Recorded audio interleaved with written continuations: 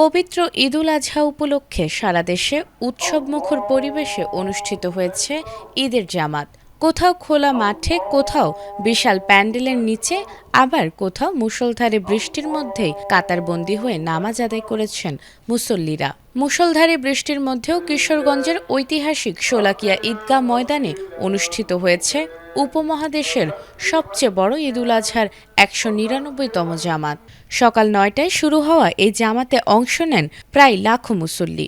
নিরাপত্তায় ছিল ৬০০ পুলিশ সদস্য, বিজিবি ও র্যাব। এ সময় শতবর্ষের রেওয়াজ মেনে শর্টগানের ফাঁকা গুলির মাধ্যমে জামাত শুরুর সংকেত দেয়া হয়।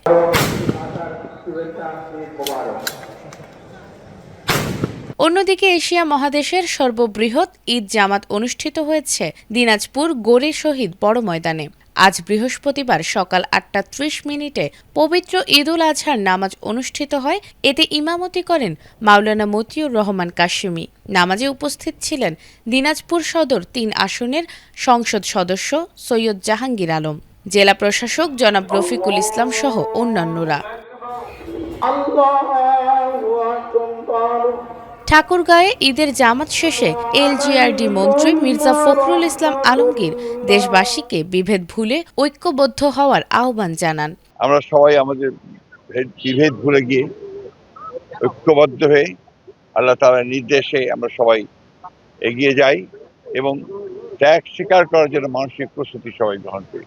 এছাড়াও রাজশাহীতে শাহ মখদুম কেন্দ্রীয় ঈদগাহ প্রধান জামাতে অংশ নিয়ে ভূমিমন্ত্রী মিজানুর রহমান মিনু দেশের সার্বভৌমত্ব রক্ষায় সবাইকে একসঙ্গে কাজ করার আহ্বান জানান। একটি গণতান্ত্রিক স্বাধীন বাংলাদেশ আল্লাহ যেন চিরস্থায়ী যেন টিকে রাখে, সমস্ত বহিঃশত্রুর হাত থেকে বাংলাদেশকে যেন আল্লাহ হেফাজত করে। পবিত্র ঈদুল আজহার প্রধান জামায়াত বগুড়া সেন্ট্রাল স্কুল মাঠে সকাল ৮টায় অনুষ্ঠিত হয়েছে।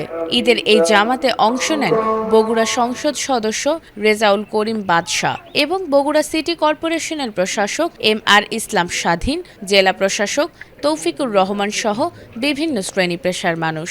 জামায়াতে প্রায় ৫০,০০০ মুসল্লি অংশগ্রহণ করেন। অন্যদিকে লক্ষ্মীপুর সোনামিয়া ঈদগাহ মাঠে পবিত্র ঈদুল আজহার নামাজ শেষে পানি সম্পদ মন্ত্রী শহীদ উদ্দিন চৌধুরী MP বলেছেন, ত্যাগের মহিমায় যেন মহিমান্বিত জীবনটাকে ধারণ করে সবাই সুখে শান্তিতে সৌহার্দ্যপূর্ণ পরিবেশে এদেশে বসবাস করতে পারে। এটাই হোক আজকের দিনের প্রতিপাদ্য। ত্যাগের মহিমায় আমরা যেন এই মহিমান্বিত জীবনটাকে ধারণ করে সবাই সুখে শান্তিতে সৌহার্দ্যপূর্ণ পরিবেশে এই দেশে বসবাস করতে পারি, এটাই হোক আজকে আমাদের এই দিনের প্রতিপাদ্য।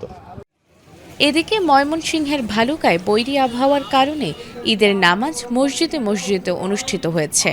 নাটোর সকাল 6:45 শহরের কান্দি ভিটুয়া কেন্দ্রীয় ঈদগাহ মাঠে প্রথম জামাতে জাতীয় সংসদের হুইপ ও নাটোর 2 আসনের সংসদ সদস্য অ্যাডভোকেট M রুহুল কুদ্দুস তালুকদার দুলু সহ সর্বস্তরের মানুষ এই মাঠে নামাজ আদায় করেন।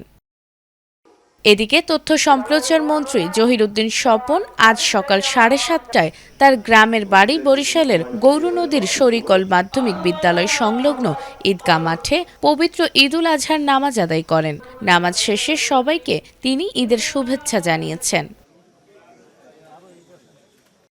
এছাড়াও নড়াইল, পটুয়াখালী, ঝালকাঠি, মাগুরা, জামালপুর সহ দেশের বিভিন্ন জেলায় উৎসবমুখর পরিবেশে ঈদের জামাত অনুষ্ঠিত হয়েছে।